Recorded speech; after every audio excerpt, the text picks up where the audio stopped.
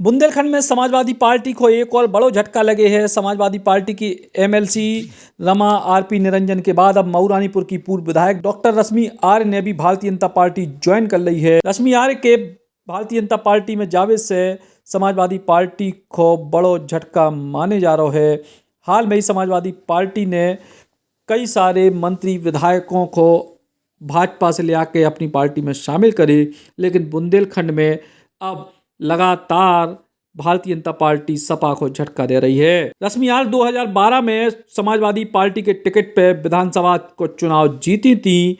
ई बेर भी वे विधानसभा के चुनाव की दावेदार थी, लेकिन पार्टी की तरफ से तिलक अहिरवार को विधायक को टिकट देवे की चर्चाएं हैं और यही वजह से अब उनने भारतीय जनता पार्टी को दामन थाम लो है। रश्मि आर्य के भारतीय जनता पार्टी में आने के बाद अब मऊ रानीपुर के वर्तमान विधायक बिहारी लाल आर्य की टिकट को लेकर संशय बढ़ गया है।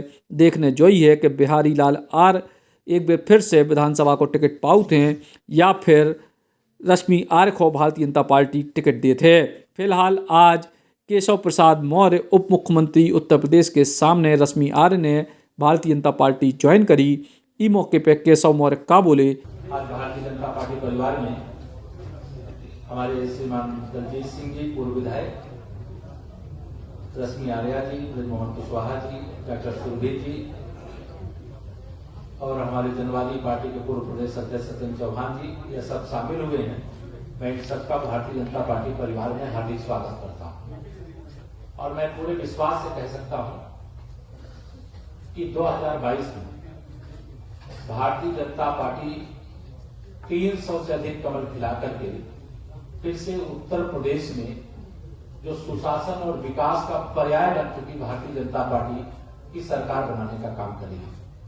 मैं आज यहां पर यह भी कहना चाहूंगा कि समाजवादी पार्टी जो गुब्बारे में हवा एक तरह से भर जाती है, वो हवा निकलने वाली है और यह कहने में मुझे कोई संकोच नहीं, पूरे विश्वास से कह सकता हूं ये नई सपा नहीं है, ये वही सपा है जो 2014 में थी, जो 2017 में थी, 2019 में थी। उससे भी खराब स्थिति में समाजवादी पार्टी 2022 में रही। आज में श्री अखिलेश यादव जी तो पूर्व मुख्यमंत्री हैं, जो किसानों के जन्मजात दुश्मन हैं, उनके कुछ बयान पढ़ रहा था। उन्होंने प्रेस के माध्यम से कहा कि वो किसानों के बड़े हितैषी, अगर वह हितैषी होते तो उनके शासनकाल में किसानों के हित में कोई काम तो हुआ होता। उनकी सरकार के समय में गन्ना का भुगतान तक नहीं होता था। मेरे किसानों की फसल सूख जाती थी, बिजली नहीं आती थी। मेरे किसानों की फसल किसी आपदा में बर्बाद हो जाए तो 2-2 साल तक मुआवजा भी नहीं मिलता था। और वह किस मुंह से किसान की बात करते हैं? भारतीय जनता पार्टी की सरकार बनने के बाद हम लोगों ने पहली कैबिनेट की बैठक में उत्तर प्रदेश के 86 लाख किसानों का 36,000 करोड़ रुपए का कर्ज माफ करने का काम किया। हमारी सरकार के समय में एक भी किसान को कहीं पर भी किसी प्रकार की समस्या ना हो, इसका ध्यान रखते हुए मेरे माननीय प्रधानमंत्री श्री नरेंद्र मोदी जी के नेतृत्व वाली सरकार के माध्यम से उत्तर प्रदेश के 2,55,00,000 किसानों को एक वर्ष में 2-2 हजार रुपए की 3 किस्त के माध्यम से लगातार 6-6 हजार रुपए देने का काम किया जा रहा है और पूरे देश के अंदर अभी तक किसानों के खाते में 1,60,000 करोड़ रुपया भेजा जा चुका है। ये सपा बसपा कांग्रेस एक ही थैली के चट्टे बैठते हैं। इनकी नीति है कि जो भी योजना बने उस योजना का 15% तो जिनके लिए योजना बनती उन तक जाए, बाकी 85% या बेईमान या भ्रष्ट दलाल खा जाए। भारतीय जनता पार्टी ने इस पर लगाम लगाने का काम किया है। हमारी सरकार ने गन्ना किसानों का 1.5 लाख करोड़ रुपया का भुगतान किया। जब ये सत्ता में थे, इन्होंने वह भुगतान को बकाया छोड़ने का काम किया था, लेकिन हमारी सरकार ने पूरी जिम्मेदारी से उस काम को समझते हुए किसान की कोई समस्या ना हो, इस बात को ध्यान में रख के भुगतान कराने का काम किया। हमारे प्रदेश के किसानों का ही नहीं, पूरे देश के किसानों का समर्थन भाजपा के साथ था, भाजपा के साथ है, भाजपा के साथ रहेगा।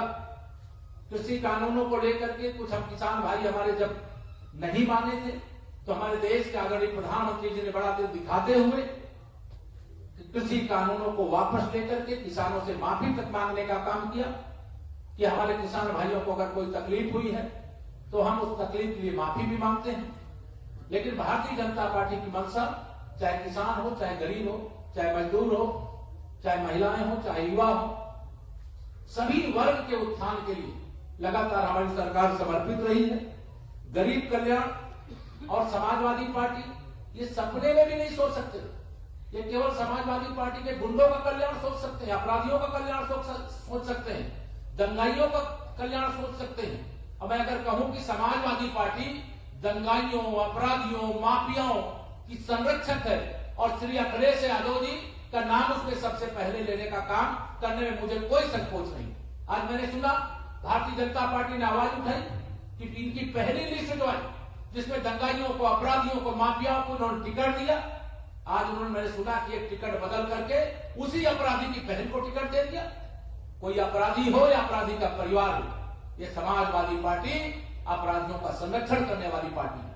और इस समाजवादी पार्टी को 2022 के चुनाव में जनता बहुत करारा सबक सिखाने का काम करेगी, ऐसा मैं विश्वास रखते हुए 2022 में 300 से अधिक कमल फिर खिलेंगे, प्रचंड बहुमत की भारतीय जनता पार्टी की सरकार बनेगी और सपा गठबंधन का सूपड़ा साफ हो गया। धन्यवाद। आज जदयू ने घोषणा की है कि वो कांग्रेस पार्टी के साथ जाती है। ऐसी मतलब खबरें आ रही है कि जो पूरा विपक्ष है आपके खिलाफ लामबंद है और चुनाव तक आते आते जो पूरा ये भाजपा बना माल, हमें उसमें कोई समस्या नहीं है। हम 300 से ज्यादा सीटें, सारे विरोधी एक हो जाए, सदा एक रहते थे। जैसे हम 2014 जीते, जैसे 2017 जीते, जैसे 2019 जीते, वैसे ही 2022 भी जीतेंगे और कमल खिलेंगे। धन्यवाद। जब पूरा विपक्ष एक साथ आ जाएगा तो सर समीकरण आप भरोसा रखिए, विपक्ष एक साथ हो सकता है लेकिन जनता भाजपा के साथ होगी। धन्यवाद।